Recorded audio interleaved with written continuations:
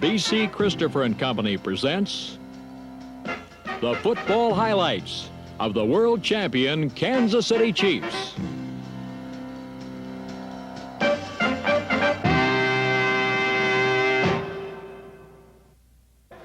This is the brightest day I've had in my sports career, I'll tell you for sure, and I don't think there'll ever be one to equal it.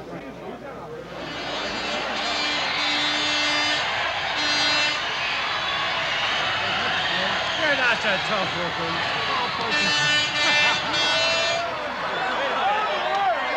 I want to introduce the greatest quarterback in pro football, Lenny Dawson. And now, the greatest coach in pro football, Hank Stram. Thank you very much. We're very proud of the recognition that we established as champions of the world of professional football, and we sincerely think that you people here are the super fans of pro football. Thank you very much. The greatest day in the history of Kansas City. This team is the greatest in the universe.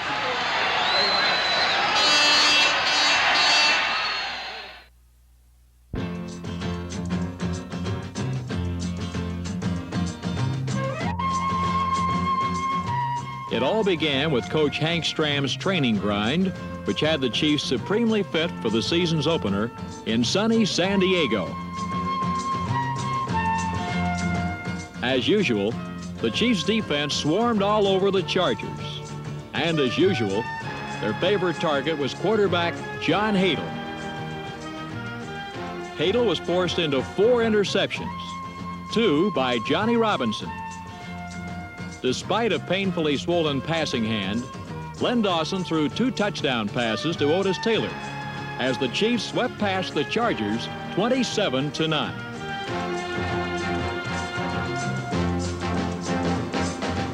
The following week in Boston, Len Dawson rolled, sprinted, and passed the Patriots into submission 31-0. Len Dawson is the complete quarterback, a picture book quarterback, the AFL's all-time leading passer, a durable leader who had missed only 3 games in 9 years. And then suddenly, it was over. A torn ligament in his left knee twisted Len Dawson's future into a question mark.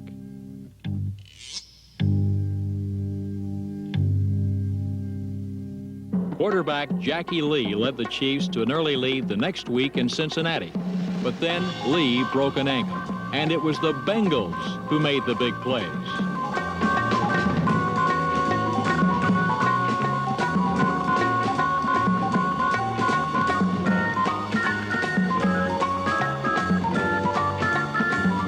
The Bengals won 24-19, and the Chiefs left Cincinnati in 3rd place and without their top 2 quarterbacks. The next week, the Chiefs hobbled into Denver. The starting quarterback position had passed to a young man named Mike Livingston, who had never before started a pro game. For 3 periods, 2 rugged teams slugged it out in a swamp. Finally, a perfect sweep sprung newly acquired Warren McVay, and Hank Stram had found a new way to win. Then came the home opener against the indoor Oilers. The opening handshake was the last sane event of the day.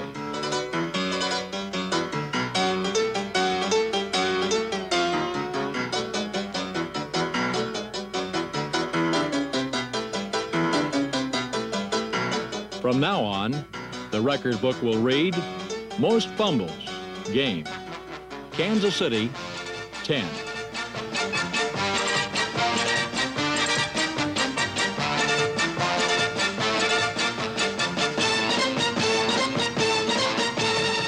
Chiefs veteran punter Gerald Wilson averaged almost 50 yards.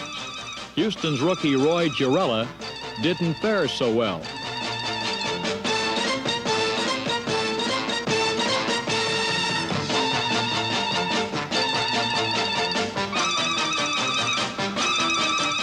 Any kind of a kick was risky at best.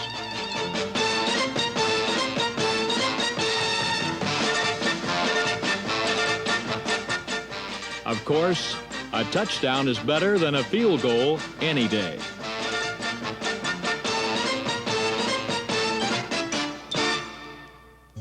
The following week against Miami, Mike Livingston led the Chiefs to their third straight victory with his first 300-yard passing day, including the longest play from scrimmage of the pro season, 93 yards to Otis Taylor, who pulled a muscle but was rescued by Robert Holmes.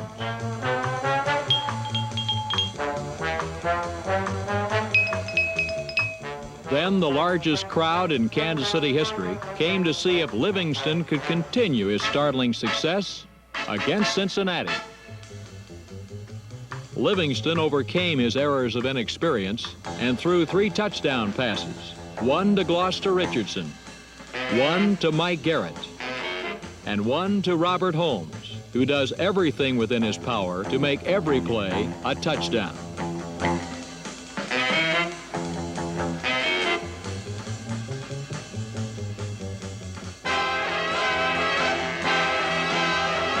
The crusher was applied by former Bengal Warren McVeigh, who skittered 80 tortuous yards to a touchdown, as the injury-riddled Chiefs closed the first half of the season by avenging their only defeat.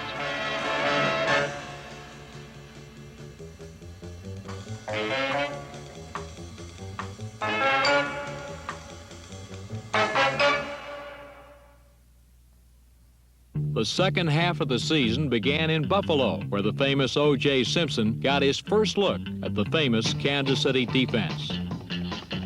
Even more of a target was quarterback Dan Darrah.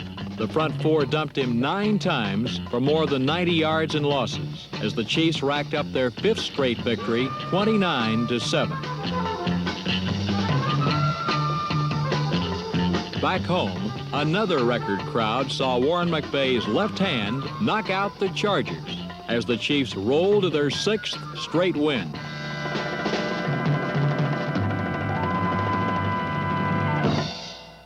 Joe Namath and the world champion Jets had also won 6 straight, and the largest crowd in AFL history jammed New York's Shea Stadium to see Super Joe shoot holes through the Chiefs' bulletproof defense. Sometimes he succeeded. More often, he did not.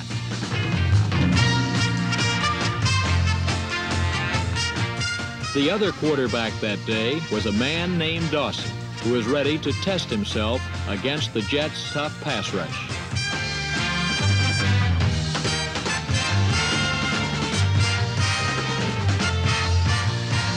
Dawson avoided the pressure long enough to throw 3 touchdown passes to Otis Taylor.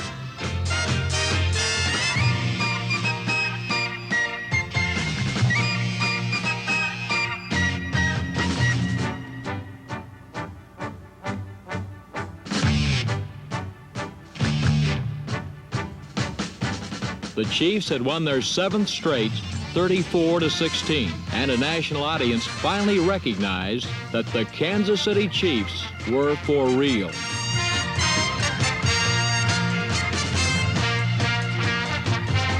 Another record crowd welcomed their conquering heroes, who in turn welcomed the Oakland Raiders. The Chiefs' offense kept rolling as it had the previous week in New York.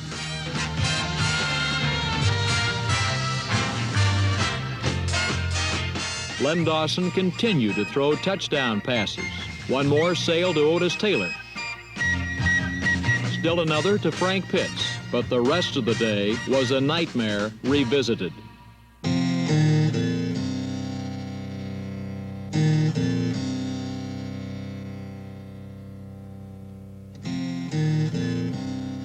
The Raiders literally stole the game 27-24.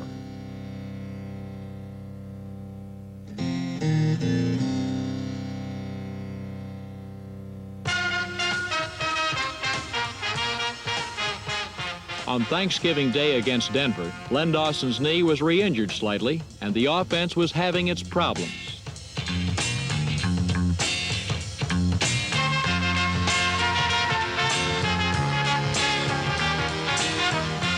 The defense saved the day. Emmett Thomas intercepted and flashed 47 yards to a touchdown.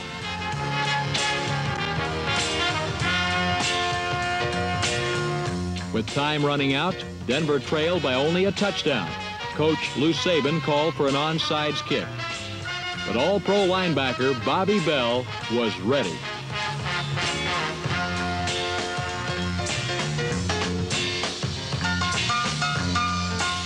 Bell's touchdown wrapped up the Chiefs' 19th win in 20 games against the Broncos.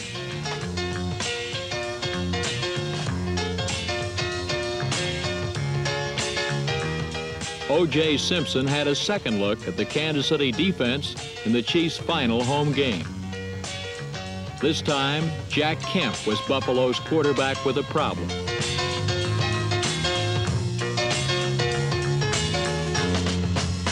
Late in the game, O.J. finally broke loose and tied the score. But place kicker Jan Stenerud kicked 5 consecutive field goals, which not only won the game, but set an all-time pro record of 16 straight without a miss. The regular season ended in Oakland. The Chiefs played a cautious, conservative game, passing only 6 times, running 48 times. Each team scored only 1 touchdown. For the Raiders, it was enough to defeat the Chiefs for the 7th time in 8 games.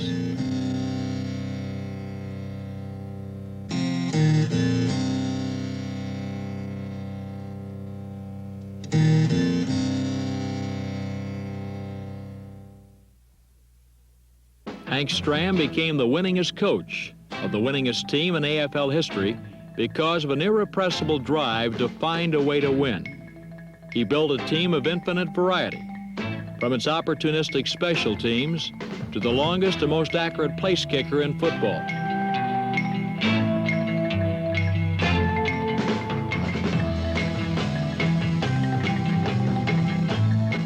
He built a defense which led the league in virtually every category. Number 75, Jerry Mays, was voted the AFL's all-time best defensive end.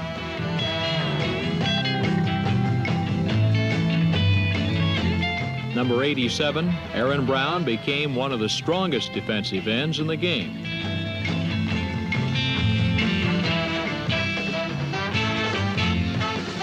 All-Pro Buck Buchanan, number 86, has long been a pillar of strength in the middle.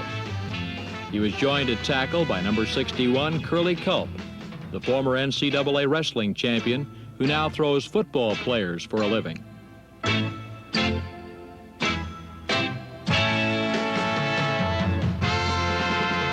Middle linebacker Willie Lanier, number 63, is one of the best at getting to the ball, playing off the block, and then punishing the ball carrier. Number 51, Jim Lynch, is one of the most mobile linebackers in football.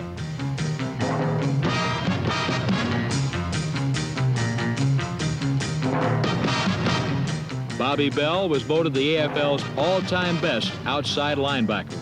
He is a collision looking for a place to happen.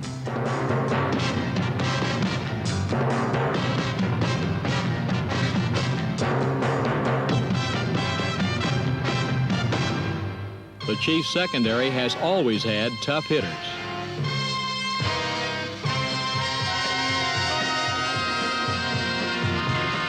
Rookie cornerback Jim Marcellus stepped right in. The Chiefs grabbed 32 interceptions, the most in pro football. Johnny Robinson, number 42, the AFL's all-time best safety man, had 8 interceptions, second best in the league. Number 18, Emmett Thomas, led the league with 9.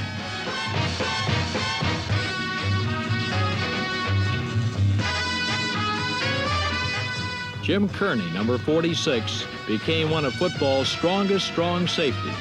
Smart, aggressive, fast, he always seemed to be making good things happen for the Chiefs. He is the valuable but unsung kind of player every championship team must have.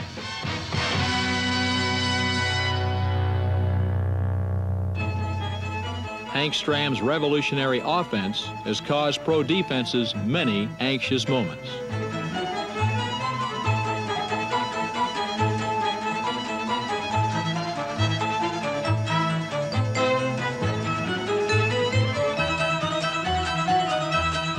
Sometimes it really helps to have a quarterback who can run.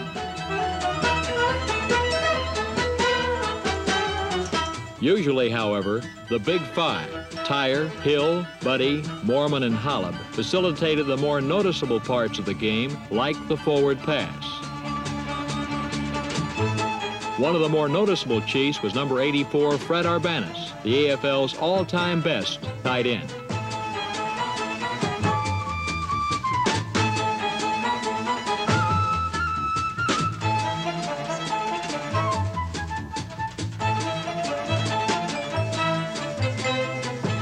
More often, the ball was thrown to a sticky-fingered wide receiver like Gloucester Richardson, number 30.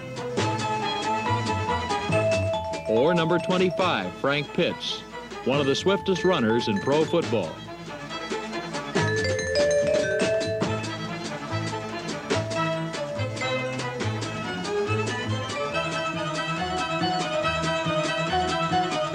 And of course, Otis Taylor, the game breaker.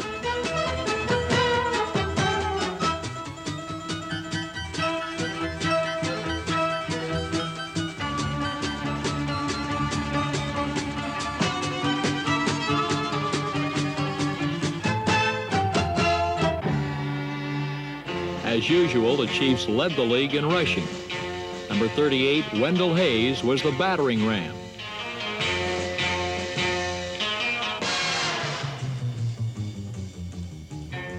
And then there were the mini backs. Number 6, Warren Motor Mouse McVeigh.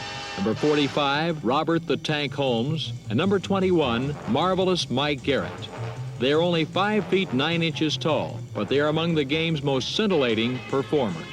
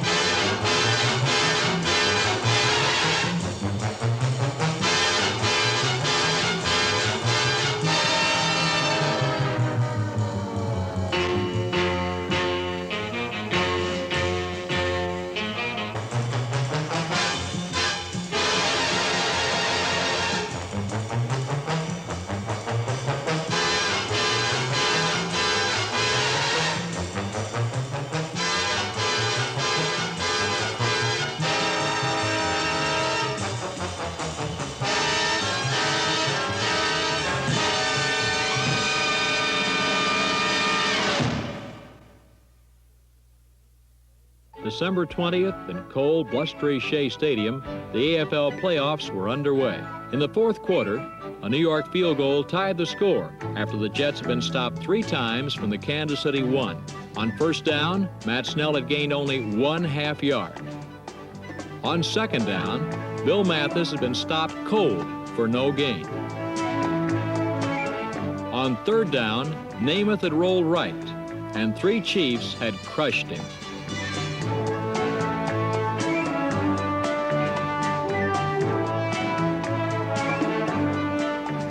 Then suddenly, Len Dawson and Otis Taylor turned the game around with a 61-yard explosion to the Jets' 19-yard line.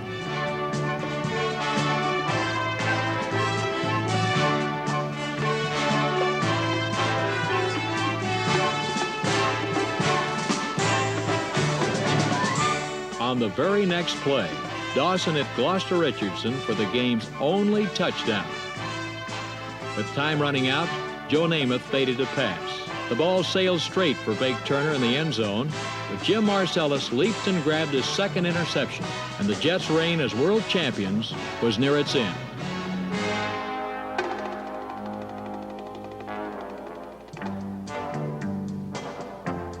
With less than a minute to play, the Chiefs punted, and the Jets had one final chance.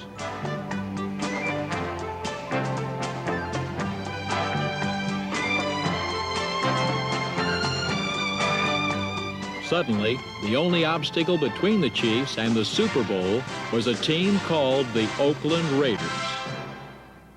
The last AFL championship game. The old nemesis, Oakland.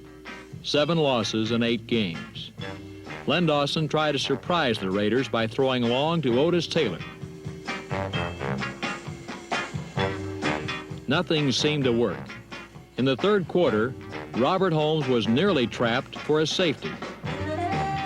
Third down from the 2. Again, Len Dawson tried to surprise the Raiders by throwing long to Otis Taylor.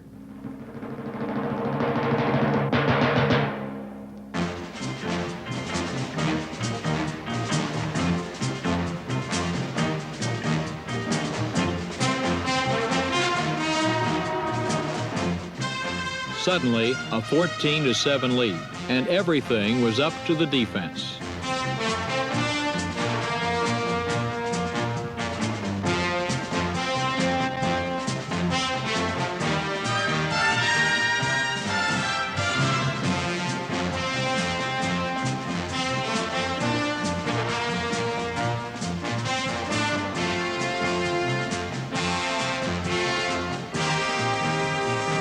Three times in the fourth quarter, a weird turnover set up Darryl LaMonica within striking distance. And 3 times in the fourth quarter, the Chiefs intercepted LaMonica.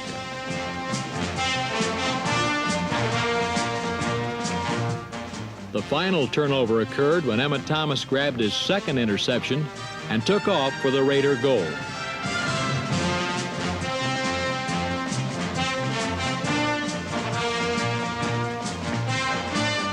Thomas's 62-yard dash set up Jan Stenerud's clinching field goal, and the Chiefs had finally beaten the Raiders and had won their way to the Super Bowl.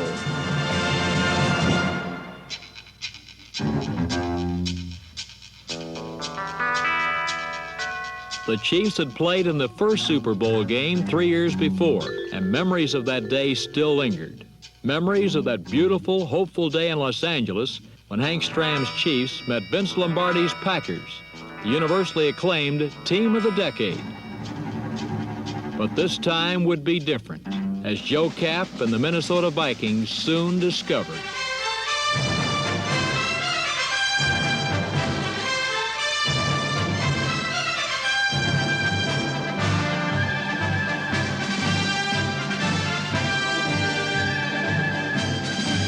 A decade of Green Bay Packer domination had long since ended.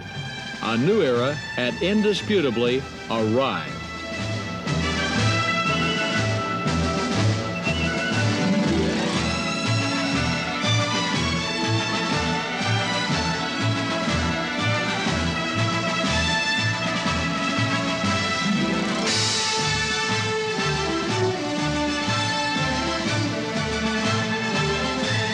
The Green Bay Packers may have been pro football's team of the 60s, but Coach Hank Stram's Kansas City Chiefs had become pro football's undisputed team of the 70s.